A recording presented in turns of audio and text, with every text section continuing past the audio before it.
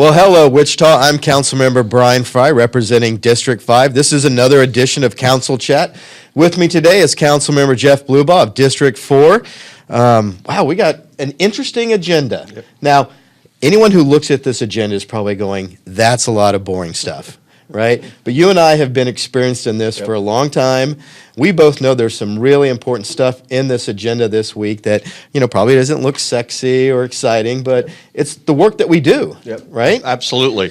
One of the most things I'm excited about is the Aspen Iron Horse is going to do another spec industrial building down there. And, that started out probably 9 or 10 years ago when I first got on the council, and we were looking at how we had a real problem with commercial buildings. A lot of people were wanting these 22-foot ceilings. We didn't have any, and nobody wants to build one and pay the property taxes on them while they're waiting for a tenant. It's kind of a horse and cart thing. So we started out with a 50,000 square foot building. Now I think we've got about 6 of them, and we're building more. I was just on site here a couple weeks ago with the developers, and very, very exciting. It's something great for not just South Wichita, but for all of Wichita. Yeah, it was definitely a critical need to have that industrial warehouse space. I mean, we're in the center of the country.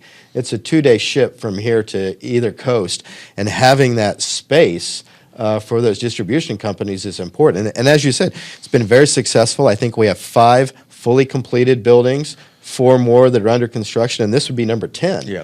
So it's certainly done what we intended for. So you and I having the longest tenure on the council, we've got to see a lot of these things through fruition. As far as a lot of them were just an idea, and it takes years and years sometimes, but we slowly see them through. Great segue. Great segue, because we can talk about water. Right? So the next thing is a couple of utility items. We have rehabilitation of our raw water supply lines and stormwater pump station improvements.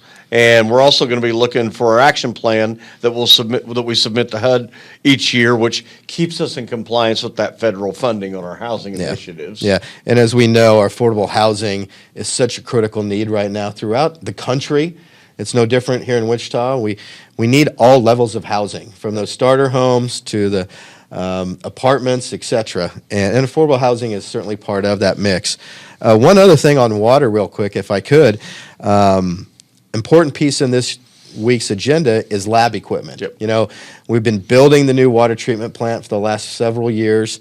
As we get closer to that project being finished, we got to have the labs certified, and that requires new equipment as well. So it's a big budget item, but it's critical so that we can get it online and get it working while we still have the existing plant. So we're doing it, mirroring it, making sure that everything's checking out properly. Next week, we're going to have a celebration because we've passed the halfway mark. We're going to get to tour the site. I drive by it every day, and it's so exciting to see it come out of the ground, knowing that this is a project that's going to have an impact for generations. You remember when the discussions, water was such a hot topic whenever we first came into office, and what were we going to do? And there's more water evaporating off Cheney than what we're utilizing every day. And I think we've got a good fix for that, where we're not allowing that water just to evaporate and burn off. We're actually, through the water treatment center, what we're not using, we're sending back up to our ASR wells. And I think it's just been a great solution for Wichita. It is. I'm very exciting. I was at an event last night, and one of our employees that works in the current water treatment plant was talking to me about how excited he is about being able to get into the new facility and the new technology, and you could tell how excited he was about it. And so I think it's something that, as Wichitans, we should be very, very glad to see this coming. Absolutely. Another item on our agenda is the renewal of the annual T-bid, which is our Tourism Improvement District. This is through Visit Wichita, and they receive a portion of hotel tax to promote tourism and conventions. I'm on the board at Visit Wichita, and we just had a meeting Wednesday. First quarter was fantastic. We're seeing an increase not only in our occupancy, but also in the revenue. It was the best first quarter in the history of the T-bid. And so that's really good to hear, because that supports our hotels, our restaurants, our attractions, and that generates more money for Visit Wichita to promote outside of Wichita to get more people to come to Wichita and spend their money. Yep. And I was on that original T-bid committee whenever we started that. It's been 8 or 9 years ago. And the T-bid, I think, has been good as far as being able to promote the city outside of the area and the region that we used to and bring in out-of-town visitors. And I know whenever we have a lot of other initiatives going on, like the pickleball, things like that, we'll utilize Visit Wichita to help us out with a lot of And we expect a very busy summer this year with our tourism. Hamilton is coming to Century 2, which I know a lot of people have gotten tickets and are excited about that. The zoo, Botanica, Tanganyika, all these area attractions, they're gearing up for a lot of visitors. So looking forward to it. All right, I think this is the point of our council chat where they like to throw us a curveball and give us the question of the week. I'm a little worried because, all right, what TV show do you think you would most fit in with? What TV show do you think your fellow council members would most fit in with? Oh, boy. that one takes a little bit of... Yeah, so my initial thought was just reality shows, like Survivor or The Amazing Race. I'm certainly not an American Idol. I can't sing worth a lick. Yeah. So you think I can dance? Maybe. I hate to date myself here because I haven't watched much TV in the last 15 or 20 years. So. I think we both fit in on the local news quite often. Yeah, right. There you go. And same with our other council members. It doesn't seem like a day goes by that one of us aren't at an event or talking about an issue. So the local news is the easy one, right? But I think that's not what they're wanting us to answer here. I think they're looking for something a little bit more fun. I don't know. I'd love to do Amazing Race to see the world and take part in those challenges. You could probably handle Survivor. You're a strong dude. You put up with a lot of stuff. You could probably handle Survivor.